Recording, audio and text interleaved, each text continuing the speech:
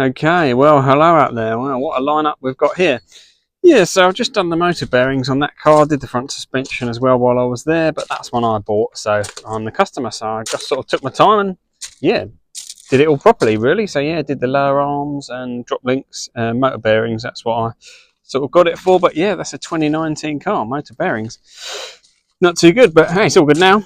This one's interesting because it came from a garage. It had a motor and a motor controller issue. And then they bought some parts. Those parts weren't very good and so I had a few issues. And yeah, I've just got that one out of the workshop, just finished doing that. But yeah, what is this video about? Well, it's about this car. So this is a 2015 Zoe. It's got a common issue. Well, it's common to me because I've seen it a few times. But so with these early ones, so this has got a private plate on, and the customer didn't want it on YouTube, but this would be a 65 plate because this is a late 15 or early 16 car.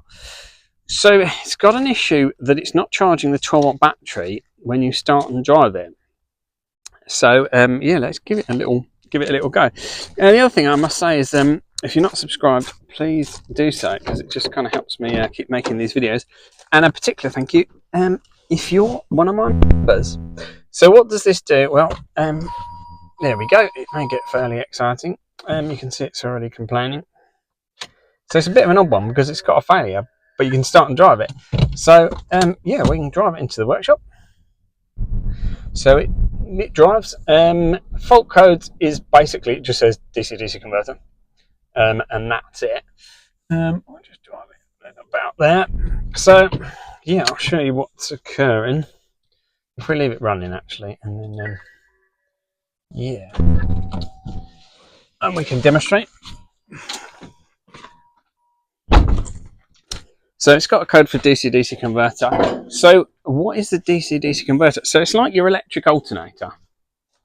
So the car is running, it's in ready mode. It should be charging the 12-volt battery. So let's have a look. Sorry, I've got to do this one-handed. Wedge this in here. And we can see the 12-volt battery is 12.43, 12.42. Okay, so we kind of, the fault code fits the symptoms. I mean, if this was a fresh issue, you would kind of do some more investigating, work out where the sort of comms and power and, you know, how the DC-DC converter sort of works so we can do some checks. But because I've seen this before, I know it's going to be failure of the actual DC-DC converter, so we don't need to check it's got comms or anything like that. It's kind of, we can just crack on and replace it basically. So yeah, so this car is fully electric, Renault Zoe. It doesn't have an engine, so it doesn't have any kind of belt that it can spin an alternator. So how does it charge the 12-volt battery? So it's still got a 12-volt battery. It's got a big battery underneath, but it uses, it's a buck converter. So there's basically a box, and it looks like this. And it takes 400 volts on those two pins, and via this pin and onto this sort of yeah, connection there, it produces 13.5, 14 volts. And so this unit, yeah, they just seem to have issues with the early ones. The last car I did one about a month ago, and that was a 65 plate as well. And that's actually where this came from, so we're not putting that one on there. Where is this located? So if we just orientate ourselves in here, so we can see that charging, that's where the charging socket is here, charging flap, and that connects to there. And then we can see this control box with these raised bits. Now if we go over here, we've got the same. So we've got this charging socket, we've got these raised bits. So this is how it is inside the car. That's the control box from in there.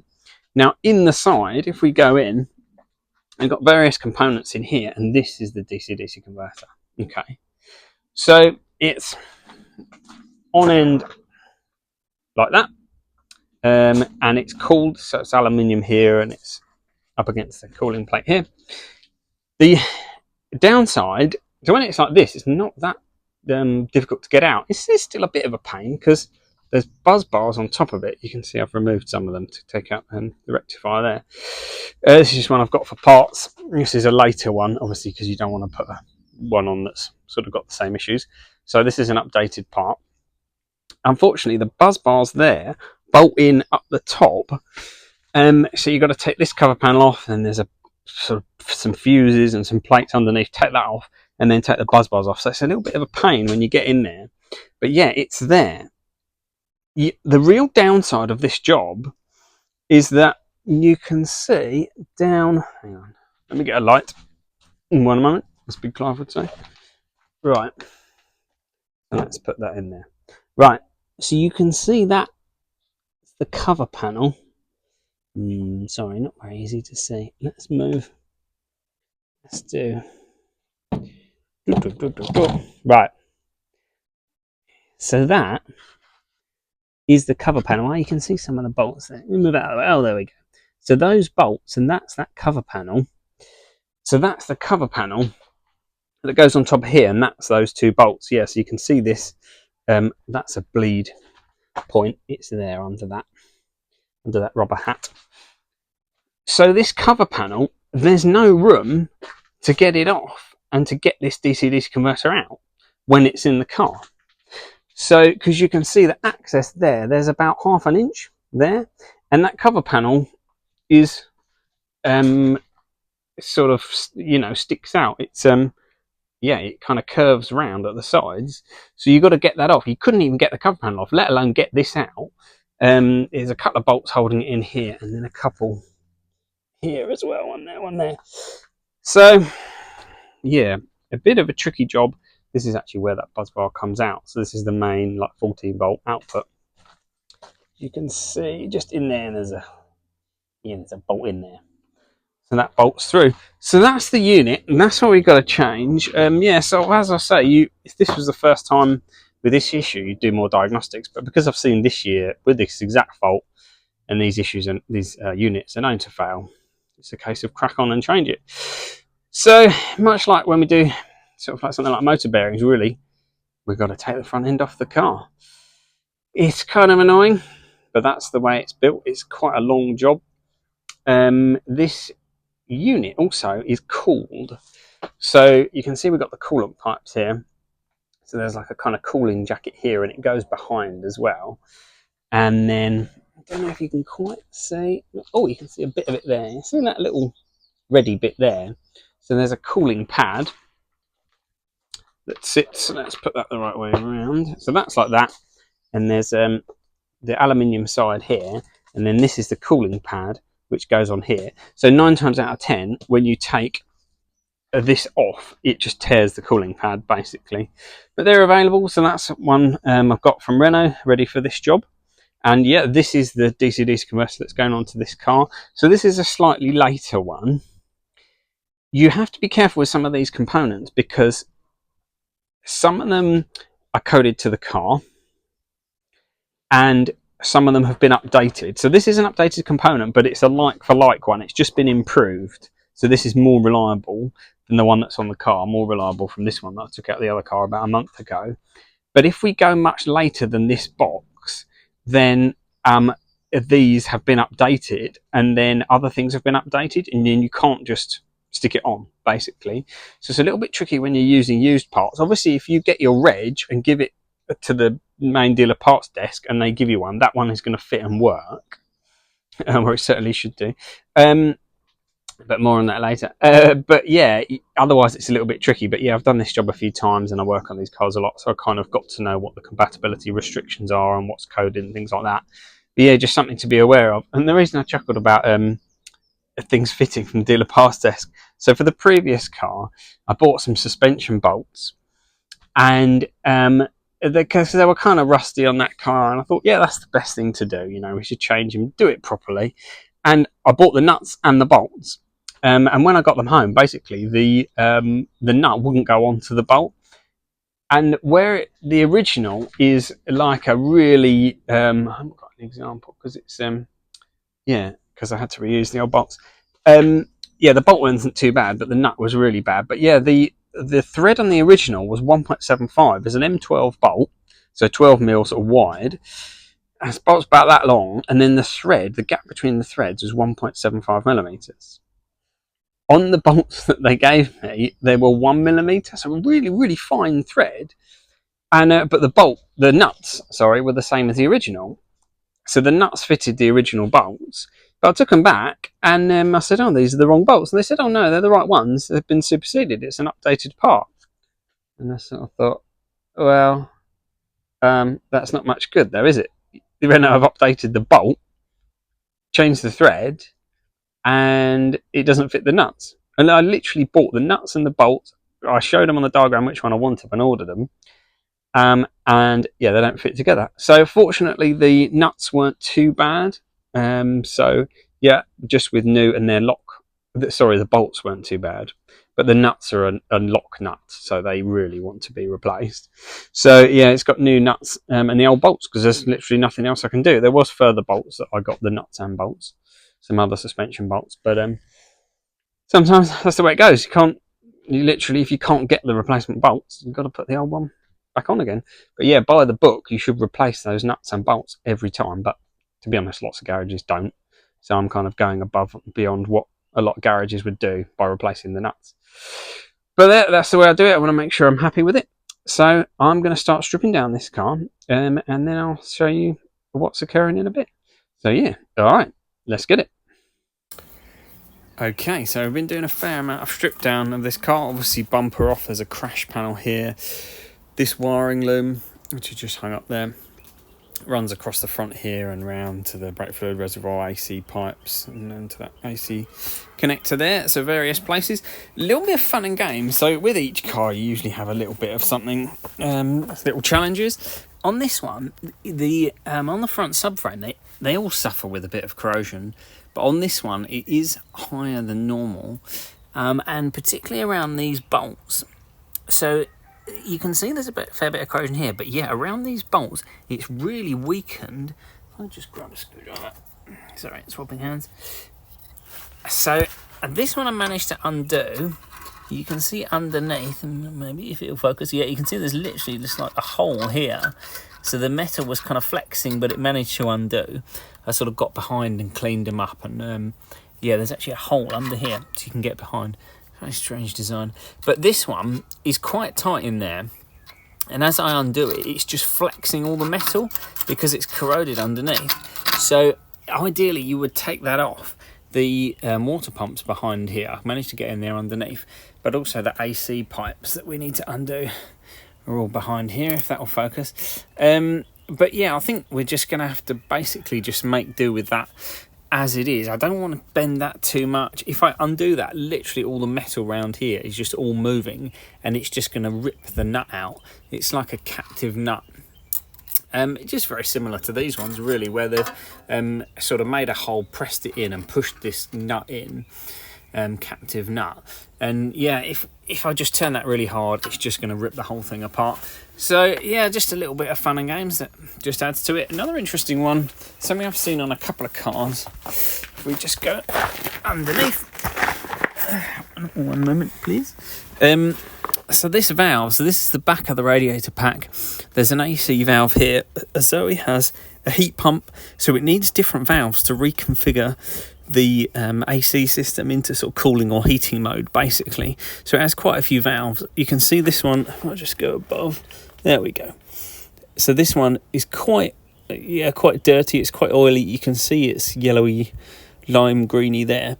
So it's obviously leaking a little bit. It's leaking some sort of UV dye. If we sort of just rub, we can see that. Yeah, it's quite shiny, oily. Yeah, so I've seen this before. It's sort of oily on both sides, and it's actually, I don't know whether you can see on the camera, but it is shiny, oily on that top, the actual solenoid part of the valve. So we need to replace this valve. That's leaking, likely leaking from the top and down. We've checked the seals on these pipes as well. But yeah, we need a new one of them. The under tray was quite oily as well. But yeah, underneath this one, it is more corroded than normal. These bolts are not normally this bad. Fortunately, I don't have to undo much of this. Just got to get this out and get the end panel off. So let's just have a look. Whoa, let's get up where we're aiming for. So yeah, we're aiming for this area here, basically. This is where that DC-DC converter is. But we've got to get that cover panel off. You can see here the design there. So yeah, you can obviously see there just isn't room. There's about 1 centimetre there. You obviously can't get this cover off. It's an interesting design. You know, cynics would really say Renault did this. They made it so it was easy to manufacture. So you've got lots of electronics in one box, and they didn't really care about repair. And in lots of Renault garages, they will just replace this whole box if something goes wrong with it. Obviously incredibly expensive, but if repairs are expensive, they're not that worried about that. Obviously this box actually contains the multiple components that we've seen before, and you can buy these individually from Renault in lots of cases. Now, is this just Renault making things easy? You know, is that cynical view correct? It's interesting. If you think about all of these components, with an electric car, you've got multiple components and they're all taking in high voltage. Okay, so these components all have to be more protected than they were if they were in your average petrol or diesel car. If this is, you know, an alternator, effectively an electric alternator, its job is just to charge the 12-volt battery, but it's a sensitive electronic component. It gets warm, it needs to be cooled. It just needs protecting, so it's inside a box. Maybe not ideal that they've put the cover panel on the side so you can't get it off. But yeah, you know, this is an alternator replacement effectively, but yet it takes a ridiculous amount of time. You know, it's going to take 14-15 hours, which is a bit silly really, isn't it? So maybe not quite that much, maybe a little less, but well, yeah, we'll see about the fun and games with the rust. But yeah, what do you think?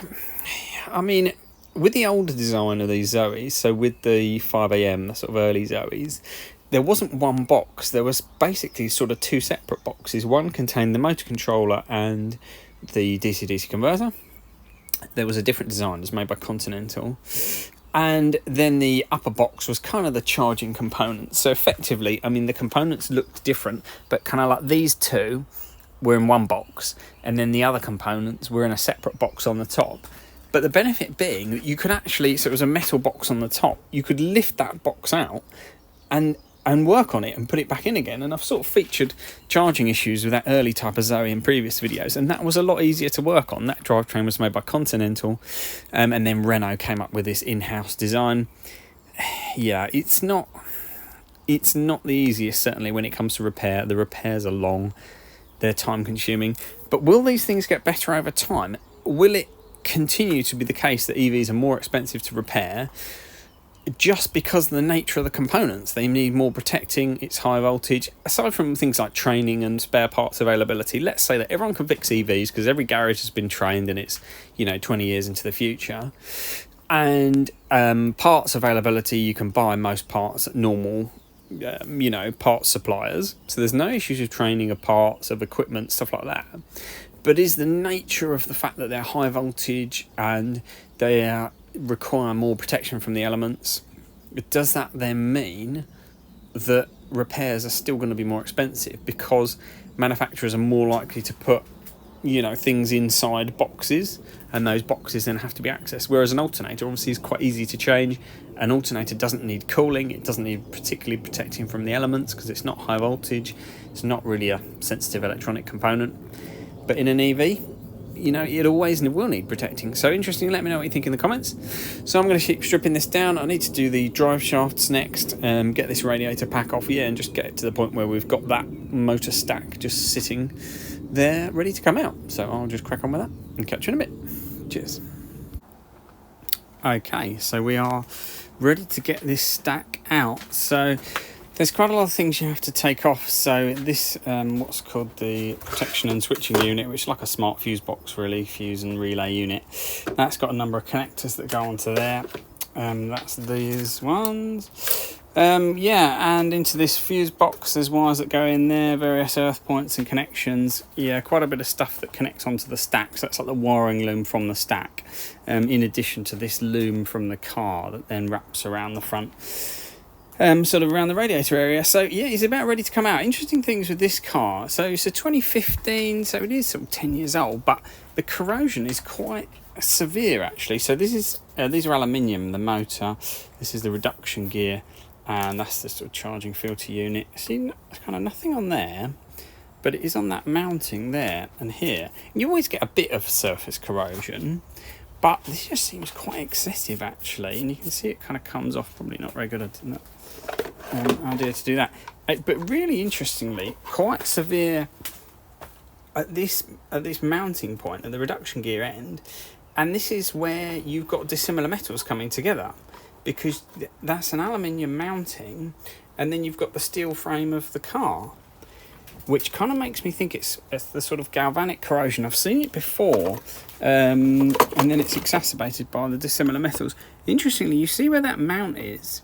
So, not that mount, that earth point. So you've got a steel bolt, you've got a steel, and I'm pretty sure that's a steel braided cable. But the interesting thing is, just here, where that's raised, it's not normally like that. So the aluminium corrosion is actually building up under that steel part. And that's what makes me think it's the galvanic corrosion, because it's where the dissimilar metals meet, which is kind of interesting. The other thing, which I'll show you in a minute, where you've got these high voltage cables and they've got this sort of braided with metal strand coating. So this is just a protective coating, basically. And then I think this is earthed at one end, so if something rubs through, that basically just means the car can shut down straight away. So this one looks okay. It's just sort of, just the metal strands there.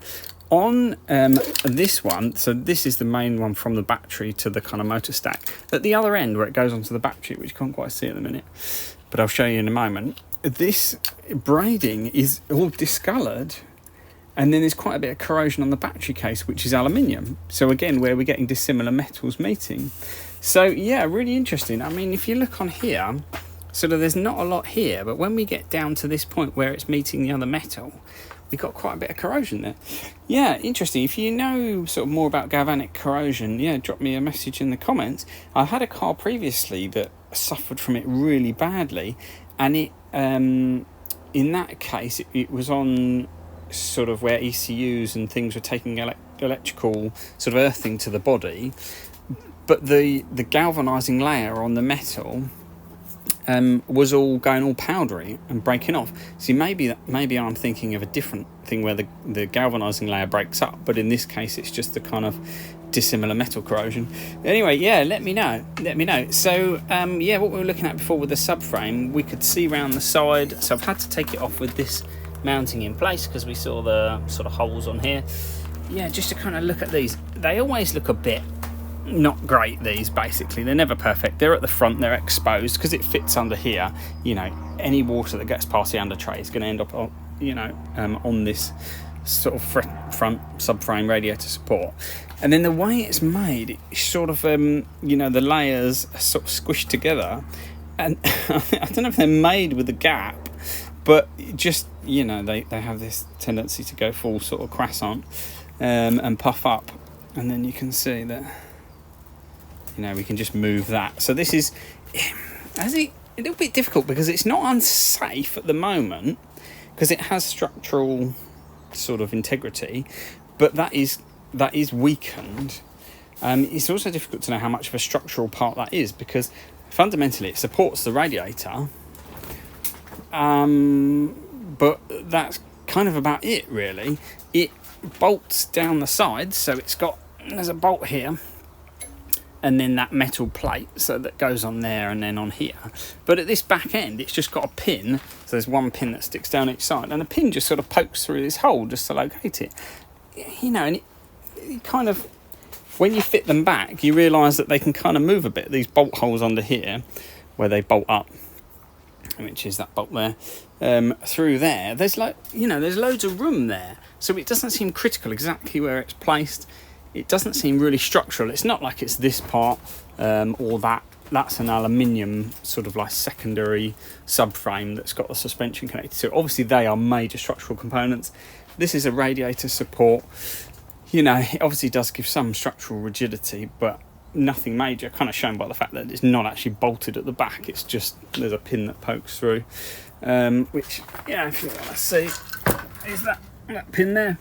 So yeah, it's not ideal, but it's not unsafe. I sort of recommended that we replace it, but it is fundamentally up to the owner of the car.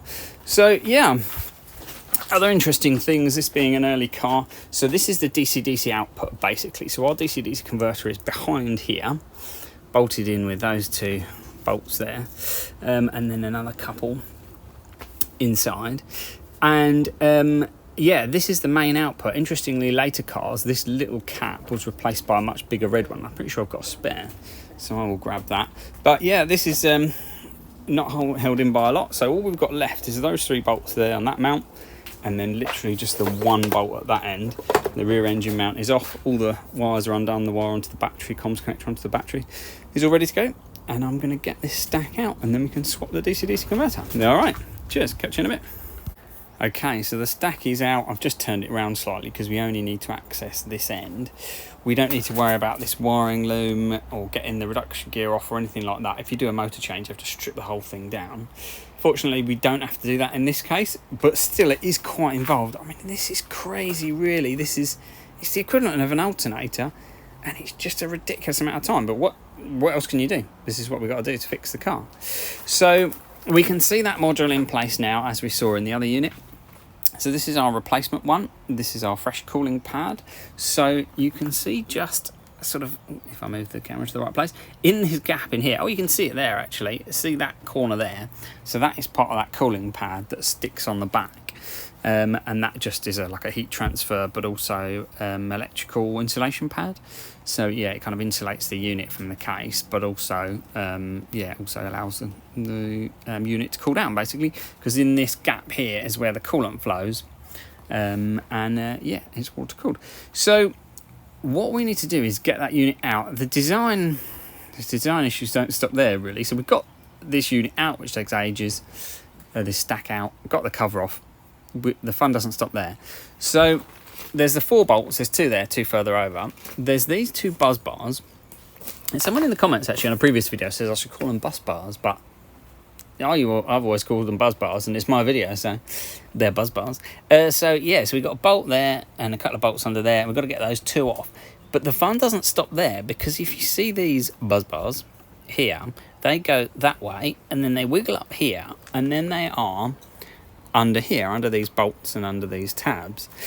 So you've got to get those buzz bars out as well, and they are blocked by this fuse carrier. These are the fuses these are thermal fuses, so they are for AC and which is coming out of that one. So main power comes in here to the unit. There's a tap off to these fuses which are powering, that's the AC power, which goes around there and onto the AC compressor, which you just about can't see over there. And also here, this is for optional in sort of Scandinavian countries. There's an optional extra high voltage heater, because it's obviously quite cold there, but we don't have it, we just have that blanking plug. So yeah, so these are just for the AC compressor on these models, but this fuse box has got to come out.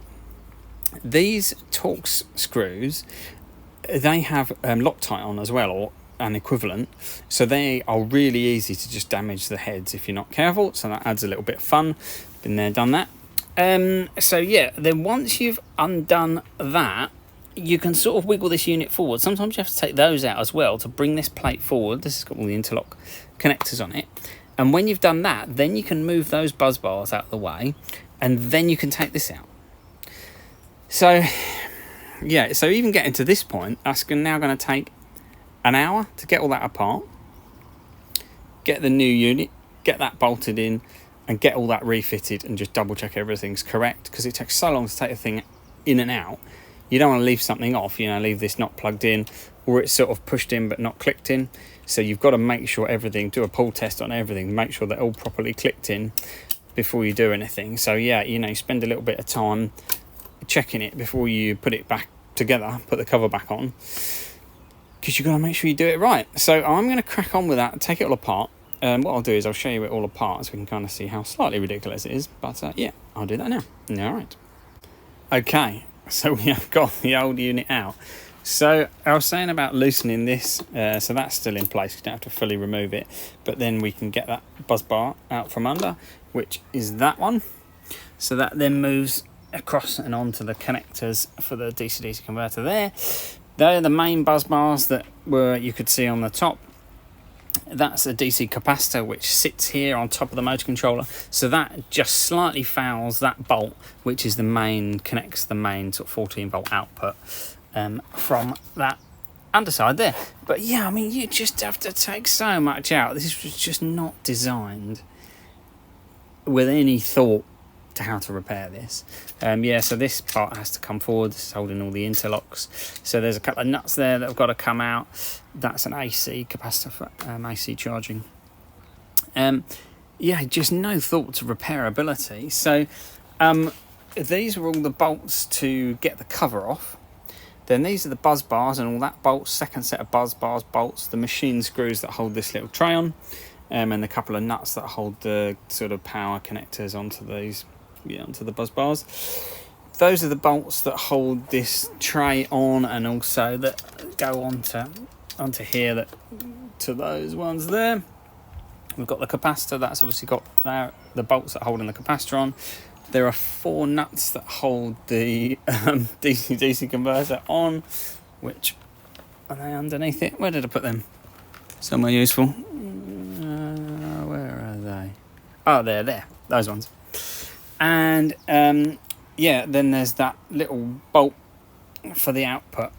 It's just like crazy. So you need 2 different types of socket to get the yeah, you actually need 3 because I've reused one over here. So you need 3 to get the cover off, and then you need one of the same but another 2, so it's 5 different sockets to get this all apart, and you've just got to rip the guts out. It's just, why? There's literally just no thought to how this is going to be repaired. Obviously all of this has got to go back correctly, otherwise you're going to have big issues.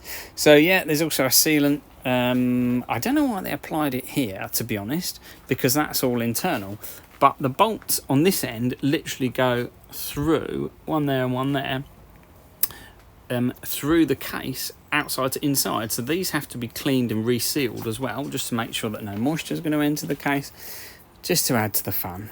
So yeah, very long job, ridiculous. Right, I'm going to get this in and yeah, crack on. All right, cheers. Okay, so the replacement DC-DC converter is in, so we've got the thermal pad behind it. Got just a little bit of sealant on those bolts there. See these ones, they don't matter because they're inside, but got to be on obviously, but don't need sealant. So now we just got to put all these extra bits that we had to get out of the way back again. Obviously get all these wires connected. One thing, when I was getting the DC-DC converter, I grabbed these buzz bars because these are a slightly upgraded type. There's not a lot in it, but basically, that's upside down. That goes like, sorry, hard with one hand. There you go, like that. These have a foam on them, basically, and I've actually seen one of these that had an impact and just sort of front end impact and jolted everything, and the case had actually pushed into the buzz bars, only sort of momentarily because there was no impact mark kind of on the side, but yeah, it just jolted everything enough just to make contact, and there was like a burn mark between the buzz bars and the case. So, and then when you take apart later ones, they've got these foam on, so we may as well put those on because you don't normally need these buzz bars. Basically they'll just go in the scrap, so we may as well put the upgraded ones on as a matter of course. So I'll put those on, but other than that, yeah, it's just a case of getting everything yeah, back in place, and I'm gonna do that now. Yeah, and then obviously double checking everything, really important, just to make sure everything is exactly in the right place. Fortunately, I've done these ones quite a few times. There is a later model of Zoe, the R135. The internals of this is quite a lot different. But this is an early one, and it's the same up until the R110. So it's all sort of straightforward. Well, yeah, when you've done it, it's like a puzzle, but when you've done the same puzzle 20 times, and then you can, look at another one and whatever, it's not really that much of a problem, is it? So I'm going to crack on and get this done. All right. Cheers. Okay, so we've got everything back in, so just doing some final checks. So up here, this fuse carrier, so these bolts are back in, these torque screws are back in, the annoying torque screws that get really stiff, so don't put those in too tight. Obviously we've got the bolts up there, we've got these interlock connectors, so all of these have got to be securely in. If one of these pops out, yeah, we're going to be in big trouble. So yeah, just making sure that everything is well in, not going to pop out. Give them a tug. So yeah, good chance just to check that all these clips are back in. So the first time I did this, the first couple of times I took some photos, and then at the end you would compare it to the photos, or if you weren't quite sure where a cable was routed, or you know, you're just kind of checking everything. There's a comms connector there for the DC-DC converter, just looking at everything really, just to make sure that it's all good. Obviously these are the buzz bars with the extra bit of foam on, just in case. So yeah, and had a general look inside here just to make sure there was nothing of concern. So I've seen coolant leaks inside these and all kinds of different issues, things that are charred or burnt or whatever. This is an inductor, and they're always a bit lumpy on the top, so that's not a concern. But yeah, just having a good look round. My head torch is getting a bit dim, I think. But yeah, it looked all around it, nothing of major concern. A bit of corrosion, kind of what you'd expect really. So yeah, no major issues. And then now we can put the covers back on, get that stack back in, and then yeah, just get it to the point where we can fire it up, just to make sure that this unit is definitely functioning, and just do our final checks, make sure everything's good before we fully reassemble the car. So I'm going to crack on with that. Yeah, all right, cheers. Okay, just one thing I said I was going to show you, and I don't think I have, which is the corrosion. So you know I was saying about this metal braided part. So this is the cable that runs to the battery. So this is the other end of it. So this is very greeny blue. So that's obviously got some corrosion. Sorry if I put it in the middle, that'd help, wouldn't it? Yeah, it's obviously got some corrosion in the sort of metallic part of the braided material there, which is kind of interesting, because this is an area where it connects to an aluminium part basically. It's not, sorry, move the camera, it's not severely weakened, but yeah, just interesting. Let's have it in focus, shall we? There we go. Yeah, it's not severely weakened, but it's interesting because it's obviously corroding. Yeah, the other end's not corroding, but obviously that's not connected directly to the body. So it seems like something a little bit extra in the corrosion, in terms of corrosion's going on with this vehicle. But yeah, if you've got any ideas what would cause that, then let me know. All right, cheers. I'll catch you in a bit. Okay, so we've got this stack lifted back in. And then the next thing I do basically is put the minimum back so that we can test it. So it doesn't tell you to do this in the official procedure, but you'd be silly not to, basically. I know people who fully reassembled a car, fired it up, and then they've got a fault. And it's something they've done inside here, and then, yeah, you're kind of, at that point, doing the whole job over again. But if you get the stack in, and then put on the minimum amount of stuff, fire it up, test it, as long as you're not running it for a long period of time, because you're not going to have the radiator on, a quick test is really useful. Make sure there's no errors. I mean, it will tell you that it can't charge at the moment because it's got no charging socket. But if we get the wiring loom from the motor stack reconnected to the car, get the 12-volt battery that's over there, get the tray in and 12-volt battery on, see all the earth points on, all that kind of stuff, then we can fire up the car, do high voltage enable, and then yeah, just make sure it works. It should spin the motor up. The main thing we're looking for, obviously, with this car is that it's charging the 12-volt battery and there's no errors on the dash related to that. So yeah, I'm going to crack on with that, and now I'll catch you in a moment. Okay, so we've got them sort of minimum connected up to fire this up. I've done the high voltage sort of side. So let's just jump in and see what happens now. So we've got battery charging impossible. That's not a massive surprise because there's no charging socket. We just make sure the car starts. Yeah, so it goes to ready mode. Next thing I want to check is that it is charging the 12-volt battery. So we've got no red warnings, which is good because we had red warnings before. So I'm just trying not to trip over anything. Right. So, is it charging the 12-volt battery? Let's get that in a decent position. Apologies, have to do this one-handed. Right, wedge that in there. Yeah, just checking the meters on the correct setting. And yes, fantastic. So now we've got our DC-DC converter fitted, and we've got our 14 volts coming out of here, which is what we want.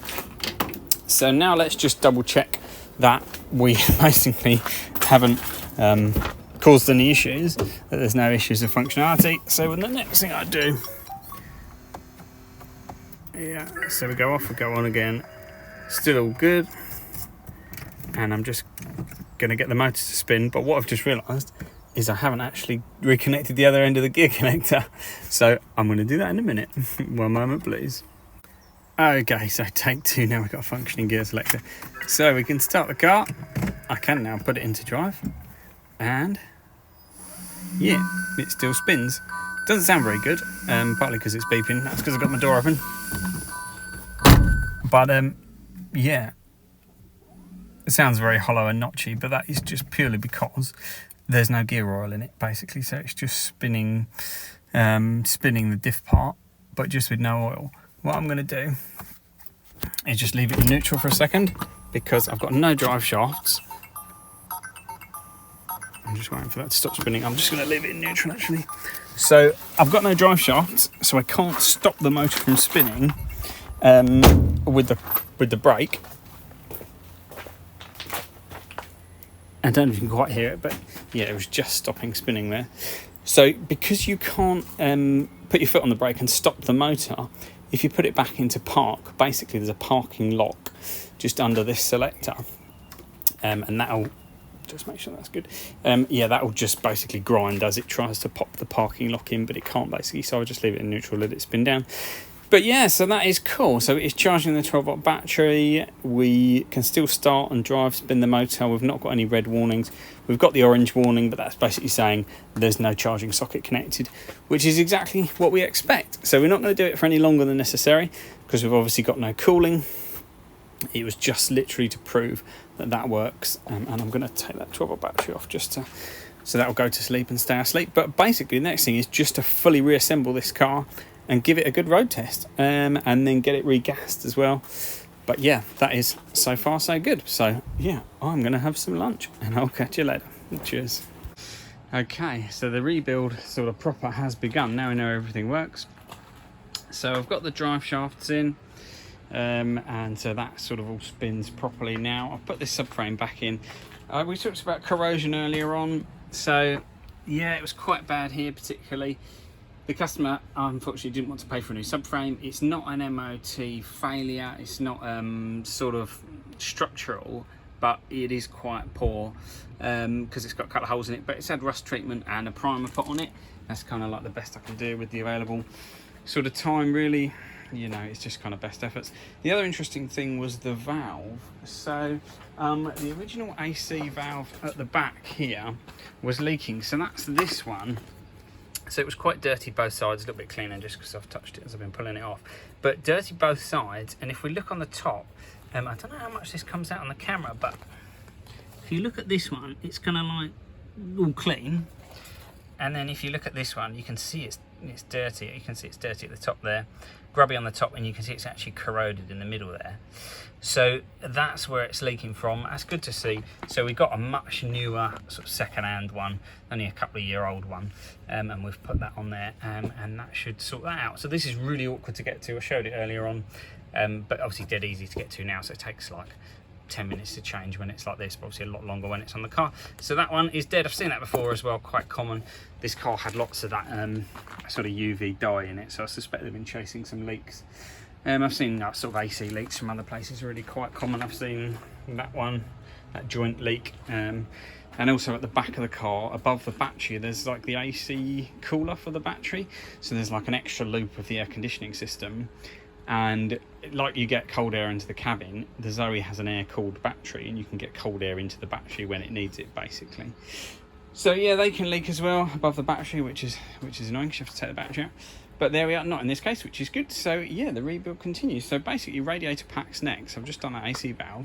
It's just a case of getting everything back, following the procedure backwards, and just reassembling it. And then we can give it a proper test drive, because that's really the, you know, the sort of proof of the pudding kind of thing. But yeah, I'm just going to crack on with the rebuild, and then yeah, we'll get it back together. And I'll catch you in a bit. Cheers. Okay, so we are getting there. Not too much more to do. So obviously we've got lots of this front structure on, got some coolant in it, and yeah, there's just a few more bits to do. The main last job is this wiring loom, which is hanging up over there. So that wraps around the front and connects to various AC valves and things over there, brake fluid reservoir. So that's still to be done. The fluid, what's it called, washer fluid reservoir, that needs to go on. You know, this, when I get to this point, it just makes me think, why does this take so long? It's just a design issue. You know, this is effectively an alternator change. It's what it's equivalent to on a petrol or diesel car. It should be a couple of hour job. It's just ridiculous, but because of the access, because of the way it's been designed, it's not good, is it really? I estimated this job at 13 hours. So that includes a bit of diagnostics. Obviously there's not a massive amount because we've kind of seen this before, but we need to do a few basic checks just to make sure. Then you've got things like road tests and checks at the end, and then just the bulk of the job in the middle. It's just ridiculous, isn't it? The amount of time it takes to strip all this off, to get all the fluids out, drive shafts, you know. With this job, I've had an issue of obviously an extra bit of rust, corrosion causing issues. So, you know, that bolt was locked on. I couldn't get that off, caused extra issues. We've obviously had the AC valve that we've had to swap. That doesn't take much time, but, you know, going and ordering it. All that kind of stuff, it all adds to it. So just ridiculous. It's, you know, if this comes out of 14 hours, it's pretty silly, isn't it, really? But that's what you got to do. There's no other choice, is there, really? So yeah, just going to crack on with the final bits. Yeah, any questions about the job, let me know. It's the first time I've put a DC-DC converter change on the channel. I've done that job 2 or 3 times now. It's not mega common. It's basically these early ones, these sort of 65 plates. This is the first year that this Renault design drivetrain actually came out. Now a plane's going over. Apologies if there's a bit of background noise actually, because I've got a couple of fans on because it is roasting today. But yeah, I want to get this done and just get out of the workshop really. But yeah, this is the 5AQ drivetrain. The 5AM was the original Zoe drivetrain that came out in 2013. It actually continued that up to about 2019. It was an option, and that was the one that could do the 43 kilowatt AC charging. But yeah, the design of that original 5AM drivetrain by Continental, there was basically a box on the top. You lift that out, and then underneath there's another box, and you lift that out, and that's like, you know, what's contained in that box just comes straight out. This one, not so much. This is the improved Renault drivetrain available from 2015, and this, if you buy any Zoe, a 2020, 2021, like the one my wife's got, a ZE50, if you buy a 2023, it's just like this. It's a 5AQ, so the repair times are just long for big jobs like this.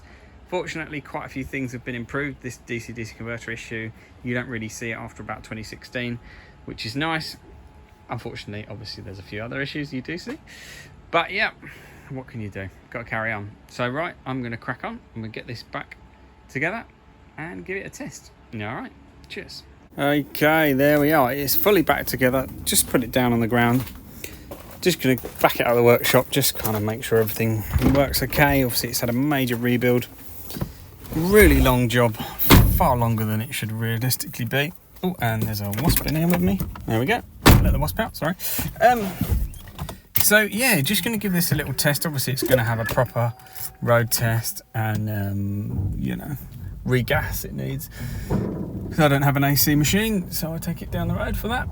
But yeah, it's driving well. I can go down my lane as well. Fortunately, we're slightly away from the road, which is cool, quite helpful. But yeah, what do you think about this? This one's done, so that's great. But realistically, it's ridiculous, isn't it? It takes far longer than it should do. I mean, a job like that should, you know, a couple of hours. But it's just ridiculous, isn't it? Let's just have a listen. Yeah, it drives okay. It's complaining I haven't got my seatbelt on. One moment. Let's just do that. Brakes are a little bit grindy, but that's not a surprise. Sorry, just have to swap hands. So, this one is done. But what do you think? You know, have you got an EV? Have you had, you know, long jobs, big repair bills? Have you had issues, not been able to get those resolved? Have you struggled to find someone to do it? What do you think? Would, you know, EVs seem to be very polarizing. People love them or hate them. When I put these videos up, some people say, I would never buy an EV. Oh, I wouldn't have before, and I definitely won't now. Yeah, no, yeah. EVs are good cars. It just, if they go wrong, yeah, you can certainly have a few issues. But this one's all good. So far, so good. Yeah, it needs a good long test just to absolutely double check everything. Need to do my final checks. But I am done with this for now. So thank you very much for watching. If you're not subscribed, please do so. Big thank you to my members again. And I will catch you on the next one. There you go. It's about 14 hours. Oh, I think I need a drink. Right. Catch you later. Cheers.